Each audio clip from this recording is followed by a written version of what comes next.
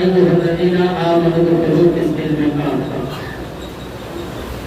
اے ایمان والو اللہ سے ڈرو اور پورے طور سے اسلام میں داخل ہو جاؤ۔ میں نے آپ کے بیچ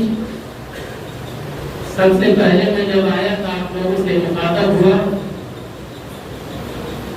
میں نے آپ کو سب سے پہلے مائک پہ جب حاضر ہوا تو سلام کیا، اور اسی سے جب ملاقات ہو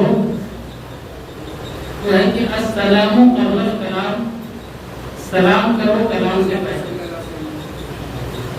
تو میں آپ کے بیچ جب حاضر ہوا تو سب سے پہلے مخاطب ہو کر کے سلام کیا، اور سلام کا جواب آپ لوگوں نے کچھ لوگوں نے دیا، کچھ لوگوں نے نہیں دیا۔ بہرحال ہمارے آقا صلی اللہ علیہ وسلم بخاری شریف جلد ثانی باب الاستدعاء پارہ 19 سطر 24 25 26 ارشاد فرماتے ہیں کہ جب کوئی سلام کرے تو اس کو بڑھا کے دیا، صرف زبان ہلانا ہے، صرف بڑھانا ہے۔ بڑھانے کا مطلب یہ ہوا، ایسا نہیں کہ میں کوئی 10 روپیہ دیا تو 10 روپیہ کے بدلے 10 روپیہ دیا، تو جتنا اس نے مجھے دیا میں نے اس سے اتنا واپس کیا۔ پر جب کوئی سلام کرے، جب ایک مومن بندہ ایک مومن بندے کو سلام کرے تو اللہ کے رسول ارشاد فرماتے ہیں کہ اسے بڑھا کر دیا کرو، اسے بڑھا کر دیا کرو، یعنی کہ کسی نے جب آپ کو سلام کرے السلام علیکم تو آپ جواب جب دیں وعلیکم السلام تو آپ بڑھا دیں رحمت اللہ برکاتہ، بڑھا دیں رحمت اللہ بڑھا دیں۔ جب وہ رحمت اللہ بھی کہے تو آپ برکاتہ بڑھا دیں، اور جب اگلا برکاتہ تو پڑھے تو آپ مغفرت تو بڑھا دیں۔ صرف زبان ہلانا آپ کا کام ہے، نیکی لکھنا اللہ کا کام۔ تو میں نے آپ سے سلام کیا، پھر سے میں سلام کرتا ہوں السلام علیکم ورحمۃ اللہ وبرکاتہ۔ اب کیا ہے، آپ نے میں جتنا سلام کیا آپ نے جواب دیا بڑھاتا گیا تو آپ کو نیکیاں ملتی چلی گئی۔ ایک لفظ بڑھایا تو آپ کو 10 نیکیاں ملی، 2 بڑھائے 10 نیکیاں اور بڑھ گئی، 3 بڑھائے 10 نیکیاں اور بڑھ گئی۔ وہ نیکیاں آپ کے لیے ہے بلکہ میرے لیے نہیں۔ تو اللہ رب العزت قرآن مقدسہ میں ارشاد فرماتا ہے یا ایھا الذین آمنوا ادخلوا فی السلم کافہ، اے ایمان والو اللہ سے ڈرو اور پورے طور سے اسلام میں داخل ہو جاؤ۔ جب ہمارے آقا کریم صلی اللہ علیہ وسلم اس دنیا میں تشریف لائے، جب اس دنیا میں تشریف لائے تو مکے کی سرزمین پر یہ شور و برپا ہو گیا کہ عبد المطلب کے گھر میں، عبداللہ کے گھر میں ایک لخت جگر آیا ہوا ہے، ایک بچہ پیدا ہوا ہے جو نہایت ہی خوبصورت ہے، وہ بہت ہی عمدہ ہے، دیکھنے میں لاجواب، وہ ان کا چہرہ دیکھنا لاجواب، ان کی پیشانی دیکھنا لاجواب، ان کا شکل و صورت دیکھنا لاجواب، وہ ان کا کوئی مثال نہیں ہے۔ حضرت جبریل امین اللہ کی بارگاہ میں اللہ رب العزت کے پاس حضرت جبریل امین جاتے ہیں اور عرض کرتے ہیں یا رب العالمین کہ مکے کی سرزمین پر میں نے سنا ہے کہ عبد المطلب کے گھر میں ایک لخت جگر آیا ہے، عبداللہ کے گھر میں ایک لڑکا پیدا ہوا ہے، اور وہاں شور و برپا ہے، وہاں شور و گل ہے کہ ایک بچہ جو آیا ہے آنے والا نہایت ہی خوبصورت ہے، اس کی پیشانی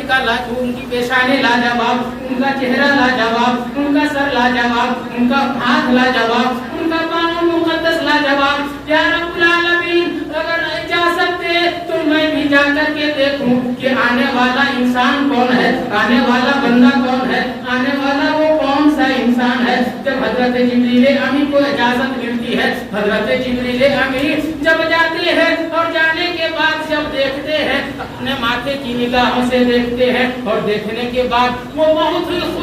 خوشی سے کہنے لگتے ہیں اے میرے پاک پروردگار عالم یہ بندہ آنے والا کوئی عام بندہ نہیں ہے، آنے والا انسان کوئی عام انسان نہیں ہے، اس لیے کہ جب میں مکے کی سرزمین پر پہنچا ہے تو میں یہ دیکھ رہا ہوں کہ مکے کی عورتیں بھی بھیڑ لگائی ہوئی ہے، مکے کے مردوں میں بھی بھیڑ جمع ہوا ہے، عبد المطلب کے گھر میں ایک ہجوم برپا ہے۔ یا رب العالمین میں نے جب دیکھا تو ان کی پیشانی کو دیکھنے کے بعد مجھے یہ یاد آنے لگا کہ آمنہ کے لہتے کدھر، آمنہ کے گود میں آنے والا بچہ کوئی عام بچہ نہیں ہو سکتا ہے، یہ آنے والا بچہ کون ہے؟ تو اللہ رب العزت ارشاد فرماتا ہے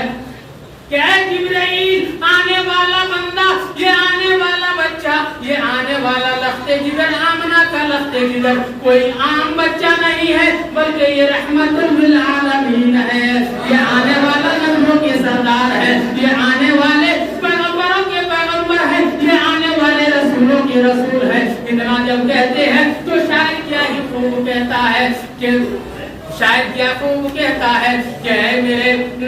نبی کے دیکھنے والوں، اے میرے نبی کے چاہنے والوں، کیا تم نے دیکھا ہے میرے نبی کو؟ تو شاید کہتا ہے کہ آپ سا دونوں جہاں میں نظر آیا ہی نہیں، سبحان اللہ، کہ آپ سا دونوں جہاں میں نظر آپ دونوں جہاں میں نظر آیا ہی نہیں، کیونکہ اللہ نے کوئی اور بنایا ہی نہیں، آپ دونوں جہاں میں نظر آیا ہی نہیں۔ اس لیے آنے والا لاجواب، آنے والا بے مثال، بنانے والے کا کوئی جواب نہیں، جن کو رب نے بنایا ہے ان کا بھی کوئی جواب نہیں۔ محبت کے ساتھ درود پاک پڑھو، صلو علیہ الصلوۃ والسلام علیک یا رسول اللہ صلی اللہ تعالی علیہ وسلم۔ اس لیے کہ جن کو رب کائنات نے بھیجا ہے، جن کو رب کائنات نے رحمت للعالمین بنا کر بھیجا ہے، جن کو رب کائنات نے پیغمبروں کا پیغمبر بنا کر بھیجا ہے، جن کو رب کائنات نے رسولوں میں اعلیٰ بنا کر بھیجا ہے، تو نہ بنانے والے کا جواب، نہ ہی جن کو بنایا ہے ان کا وہ بھی ان کا کوئی جواب ہے، نہ بنانے والے کی کوئی جواب، وہ بھی بے مثال، یہ بھی بے مثال۔ اس لیے کہ آپ لوگوں کو سب کو معلوم ہوگا کہ جب قرآن مقدس کی تلاوت کرتے ہیں، جب قرآن مقدس کی تلاوت کرتے ہیں تو ایک چھوٹی سی آیت ہے، ایک چھوٹا سا سورہ ہے جس کو سورہ اخلاص کہا جاتا ہے، قل هو اللہ احد، قل هو اللہ احد، تم فرما دو کہ اللہ ایک ہے، واللہ الصمد، وہ بے نیاز ہے، لم یلد، نہ ہی وہ کسی کو پیدا کیا ہے، نہ ولم یولد، نہ ہی ان کو کسی نے پیدا کیا ہے، ولم یکن لہ کفوا احد، اے بتا دو کہ وہ ایک اللہ ہے۔ تو میرے ملت کے نوجوانوں، اس لیے کہ بنانے والا بے مثال، جن کو بنایا گیا ہے بے مثال، اللہ ہاتھ سے پاک، اللہ زبان سے پاک، اللہ سر سے پاک، اللہ کھانے سے پاک، اللہ ہر چیز سے پاک، تو بنانے والے کا کوئی جواب نہیں، اور جن کو بنایا گیا ہے ان کا بھی کوئی جواب نہیں۔ تو اسی لیے شاعر کہتا ہے کہ نہیں محبوب وہ محب میں،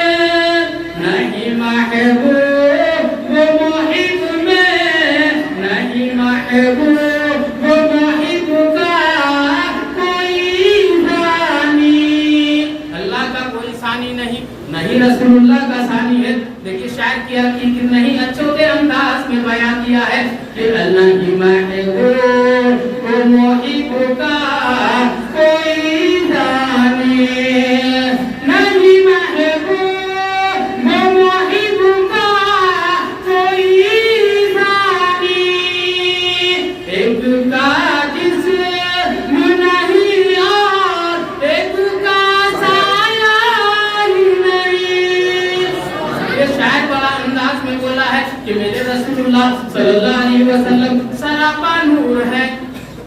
میرے آقا کریم صلی اللہ علیہ وسلم سراپا نور ہے، اس لیے کہ ان کا سایہ کہیں بھی نہیں آتا، ان کا سایہ جب روشنی میں بھی کھڑے ہو، اس لیے کہ ان کے جسم اطہر سے ہی روشنی پھیلتی تھی، سبحان اللہ، ان کے جسم اطہر سے ہی روشنی پھیلتی تھی۔ سورج میں بھی کھڑا ہو تو سورج بھی اپنا کنارہ پھیر لیتا تھا، چاند کی روشنی میں کھڑے ہو تو چاند بھی اپنی روشنی کو پھیر لیتا تھا، اس لیے کہ ان کے جسم انور سے جو روشنی پھیلتی تھی، نہ ہی چاند ان کا سایہ بنا سکتا تھا، نہ ہی سورج ان کا سایہ بنا سکتا تھا۔ اس لیے کہ شاعر نے کہا ہے کہ نہیں محبوب وہ محب کا کوئی ثانی، ایک کا جسم نہیں اور ایک کا سایہ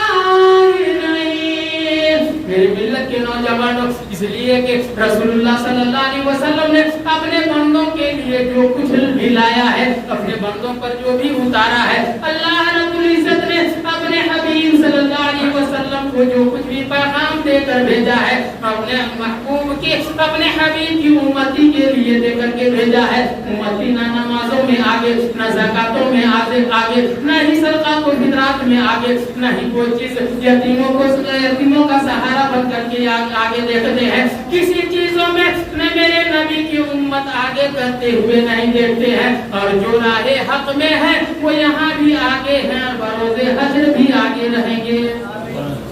اس لیے میرے ملت کے نوجوانوں، میرا کہنے کا مقصد یہ ہے کہ میرے نبی نے جو کچھ بھی دنیا میں اپنے محبوب اپنے حبیب اللہ رب العزت نے ابھی اپنے حبیب صلی اللہ علیہ وسلم کو دے کر کے بھیجا ہے، وہ اپنے امتیوں کو دے کر کے بھیجا ہے۔ تو امتیوں کو یہ چاہیے کہ میرے رسول صلی اللہ علیہ وسلم نے تحفے میں جو چیز اپنی امتیوں کو دیا ہے، ساری چیزوں کو ہم اپنے دلوں میں بسائیں اور رب کی عبادت کریں اور آقا کریم صلی اللہ علیہ وسلم کی سنتوں پر عمل کریں۔ حضرات، تو میرا کہنے کا مقصد یہ ہے، اللہ رب العزت ارشاد فرماتا ہے، یا ایھا الذین آمنوا ادخلوا فی السلم کافۃ، اے ایمان والو اللہ سے ڈرو اور پورے طور سے اسلام میں داخل ہو جاؤ۔ پورے طور سے اسلام میں داخل ہونے کا مقصد کیا ہے؟ اس کا محصل کیا نکلتا ہے کہ جو اللہ والے اس دنیا میں لیٹے ہوئے ہیں، ان کی تو ظاہری کرامات آپ لوگوں نے دیکھ لیا ہے، اور دیکھیے اللہ کا کرم ہے کہ آپ کے امام صاحب اجمیر شریف تشریف لے کر بزرگوں کا فیض لینا انسانوں ہم سبوں کے لیے بہت ضروری ہے۔ بزرگوں کا فیض حاصل کرنا ہم سبوں کے لیے اتنی ضروری ہے کہ کہیں پہ کسی کا دل صاف ہوتا ہے، کہیں پہ کسی کا دماغ صاف ہوتا ہے، کہیں پہ کسی کا جسم صاف ہوتا ہے۔ تو ہر جگہ